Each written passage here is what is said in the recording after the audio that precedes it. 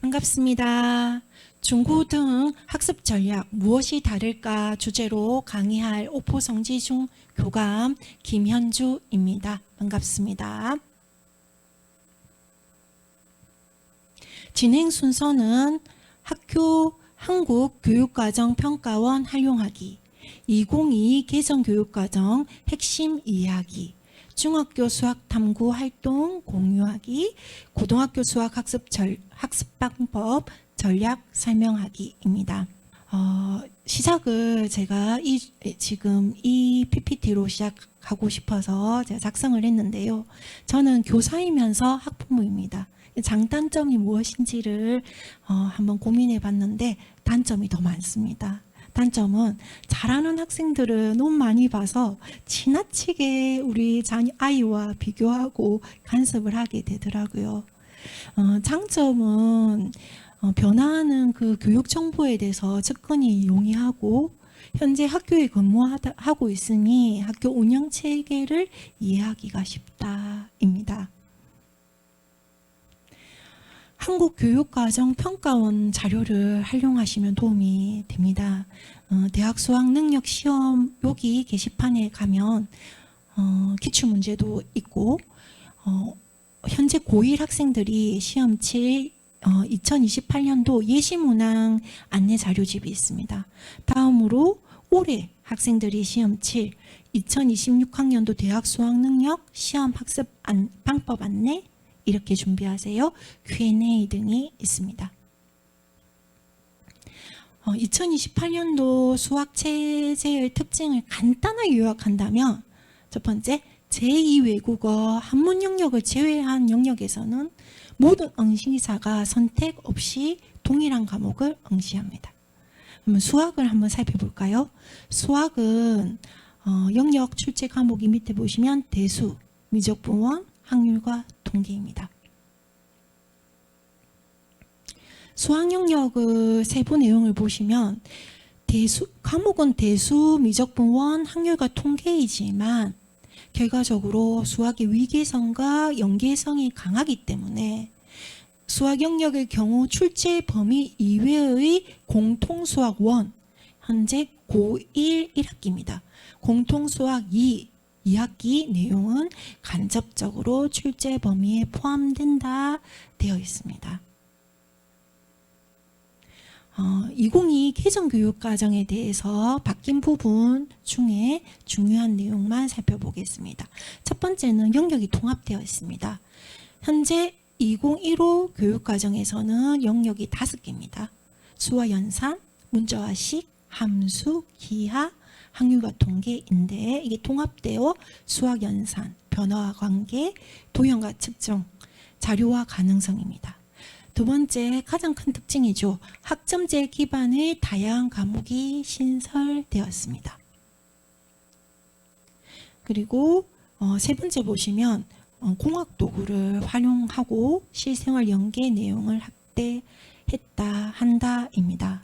마지막으로 디지털 역량 함량, 디지털과 이제는 함께 가야 하는 상황입니다. 2022 개정교육과정 개통도 중에서 변화와 관계 영역만 살펴보겠습니다. 중1을 보면 좌표평면과 그래프에서부터 함수, 1차 함수, 2차 함수, 유리함수, 무리함수, 치수함수, 로그함수, 그리고 마지막으로 함수의 극한과 연속. 결과적으로 수학은 위계성과 연계성이 강합니다. 그래서 우리 중1 저 함수의 기본입니다. 좌표평면과 그래프는 이해하고 나서부터는 연습과 반복을 통해서 학습해야 됩니다. 그리고 고등학교로 올라갈수록 수학 도구를 가지고 해석하는 능력이 필요하거든요. 주어진 상황을 예를 들면 지수함수로 식으로 표현하고 그래프로 나타내고 역방향 그래프를 보고도 함수식을 찾아낼 수 있고 그리고 상황에서 해석할 수 있는 능력이 필요합니다. 네, 본격적으로 중학교 학습에 대해서 말씀드리도록 하겠습니다.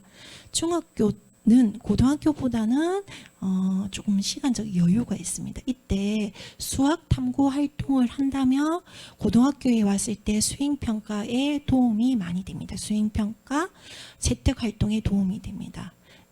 제가 2019년도 영재교육원 창의적 산출물 나눔 축제에서 했던 내용들을 잠시 소개하겠습니다. 제목은 수학 소리에도 담겨 있다입니다. 이 내용은 복합음에서 기초음 누락 현상이 일어난다인데요. 이 내용을 바탕으로 아이들이 핸드폰 앱을 활용해서 주파수를 발생시키고 측정해서 최대 공약수와 연계하는 그런 활동을 했습니다. 그럼 주제는 어떻게 정하냐? 주제는 너무 어려운 주제를 정하면 탐구하기가 힘듭니다. 그래서 교과서 페이지 65페이지입니다. 소리에 숨겨진 수학이라고 간단한 내용이 주어져 있습니다. 여기에 기타 줄을 튕길 때 음의 높이는 줄의 진동수에 의해 결정된다 해서 마지막으로 이 현상은 기초음 누락 현상이다. 이 정도를 바탕으로 확장하는 주제를 정하고 확장하는 탐구 과정을 겪은 아이들은 어떻게 고등학교 올라가서 탐구 활동으로 이 지금 패들렛이거든요. 저희가 카드뉴스 만들기 수행평가를 실시했었습니다. 첫 번째가 수행평가 안내를 하고 카드뉴스를 어떻게 만드는지를 안내를 하고요.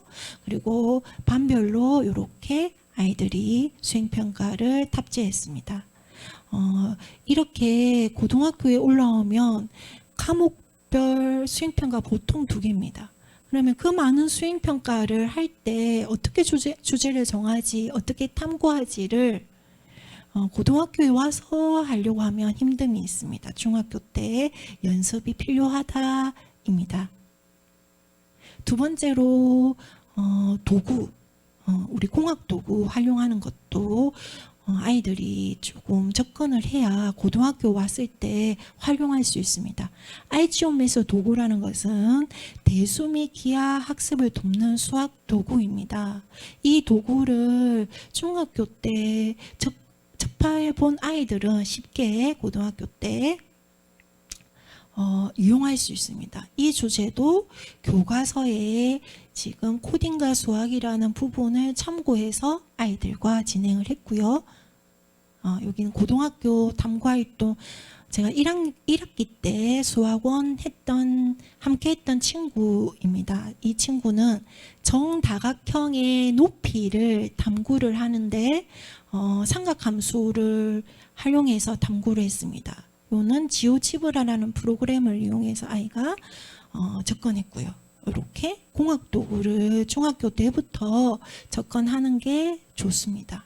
그래서 이 친구는 탐구 동기가 수학원에서 삼각함수 단원을 학습하면서 이 사인, 코사인, 탄젠트를 이용하여 간단하게 해결할 수 있음을 배웠고, 그리고 모든 정다각형의 높이를 어떻게 표현할 수 있을까라고 탐구한 내용입니다. 이렇게 접근할 수 있습니다. 그러면 다음으로 마지막으로 고등학교 수학 공부 방법에 대해서 말씀드리도록 하겠습니다. 이 부분은 제가 중학교에 근무할 때 선배 서울대에 진학한 학생의 선배와의 만남을 진행했습니다. 그때 중학생 아이들이 질문한 거에 대한 답변입니다. 이 답변을 바탕으로 하는 게 제일 와닿을 것 같아서 준비했습니다. 첫 번째 보시면 기초 개념 공부하고 확인 문제 풀고, 그리고 조금 더 응용 문제를 풀어야 우리가 조금 더 좋은 원하는 점수를 획득할 수 있습니다. 그리고 무엇을 틀렸는지 무엇을 모르는지 분명히 체크해야 됩니다. 계속 틀렸던 문제를 틀립니다. 그리고 추천하는 수학 공부법을 보시면 풀이 과정은 노트에 서술형 시험 답안지 쓰듯이 연습을 계속해야 서술형 문제를 잘 해결할 수 있습니다. 한 번 더 나왔죠. 틀렸던 문제를 꼭 다시 풀어보기. 네. 두 번째는 부모님들이 제일 궁금한 부분입니다. 선배님의 경험으로 보셨을 때 어느 정도의 선행이 필요하냐라는 질문을 했는데요. 우리 부모님들도 제일 궁금해하시는 부분이고요. 수학 부분만 말씀드리면 이 학생의 개인적인 생각이지만 저도 어느 정도 동의를 합니다. 수학은 한 학기 정도 필요하다. 이유는 어머니 학생들이 국영수 사과 벌써 5과목입니다. 그리고 거기에 수행평가를 한 과목에 2개씩 한다고 생각했을 때 벌써 수행평가도 10개입니다.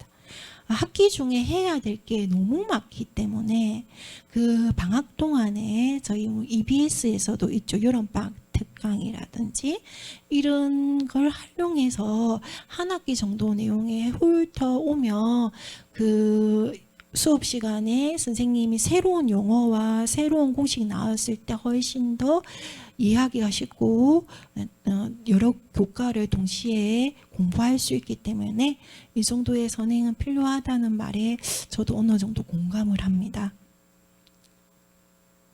그리고 내신 관리는 어떻게 하나요? 라고 학생이 질문했어요. 했을 때 좋은 내신 성적을 거두는 방법? 그냥 많이 공부한다. 학습량이죠. 학습량이 중요합니다. 고등학교에 와서는 학습량이 중요하고 그리고 결국은 내신은 학교에서 실시하는 시험입니다. 그래서 학교 수업을 열심히 듣지 않으면 선생님들이 공통으로 안내한 그 내용들을 숙지하지 않으면 좋은 점수를 받기는 어렵습니다. 그래서 무조건 필기도 열심히 하고 그다음에 수업을 열심히 들어야 좋은 점수를 받을 수 있습니다. 그리고 추천하는 내신 공부법은 아이들 그리고 부모님도 많이 알고 계시지만 백지 테스트, 백지에 주제 타이틀만 적고 보지 않은 상태에서 적어보는 것을 필요합니다. 이유는 정확하게 그 답이 요구하는 문제가 요구하는 답을 작성할 수 있어야 되기 때문에 이 공부법을 학생이 추천했었습니다. 마지막으로 2025년 모의고사 분석 수학 1 내용인데요. 제가 올해 여름방학 때 수능 특강 방과 후 수업을 했을 때 제가 영역별로 수학 영역별로 문제를 나열해 봤을 때 치수함수와 로그함수에서는 거의 4문제씩 나왔고 삼각함수는 3문제, 마지막으로 수열 부분에도 3문제 정도 나왔는데요. 3월 모의고사의 21번 보시면 수열을 주어지고 그 다음에 네모칸에 보면 모든 A1의 값의 합을 구하라 라고 되어 있습니다. 그 다음 7월 모의고사도 보시면 수열을 주고 제시하고 모든 A1의 값의 합을 구하라라는 수열의 기납적 정의 문제가 나와 있습니다. 그래서 이 유형은 비슷한 거죠. 파악이 필요하다라고 생각합니다. EBS에서도 문제집이 있습니다. 유형별로 영역별로 문제들이 정리되어 있고요. 그러면 기초 개념 다지고 그다음 확인 문제 풀고 나면 추가로 응용 문제로 요 기출 문제를 활용하고 거기에 도전 1등급이라는 문제들이 있습니다. 이 문제들은 난이도가 높아서 풀이 과정도 길거든요. 그래도 하루에 한 문제 정도 풀어본다면 확실히 도움이 되더라고요. 그래서 참고하시기 바랍니다. 마무리하면서 정리하도록 하겠습니다. 중학교에서는 탐구 과정을 한번 도전하면 좋겠습니다. 주제를 정하고 어떤 수학도구, 공학도구를 활용해서 탐구할지를 경험해 본 아이들이 고등학교에 와서 그 경험을 토대로 수행평가, 그다음에 자유주제 탐구활동 세특에서 잘할 수 있습니다. 고등학교에 올라오면 수학 내용의 난이도가 올라와 있기 때문에 개념을 충분히 이해하고 그리고 확인 문제와 더 나아가 많은 기출 문제 중에서 난이도 있는 문제도 도전해 보는 게 도움이 될 거라고 생각합니다. 그리고 방학 동안에도 한 학기 정도는 한번 훑어보는 것도 좋습니다. 이상으로 강의 마치도록 하겠습니다. 감사합니다.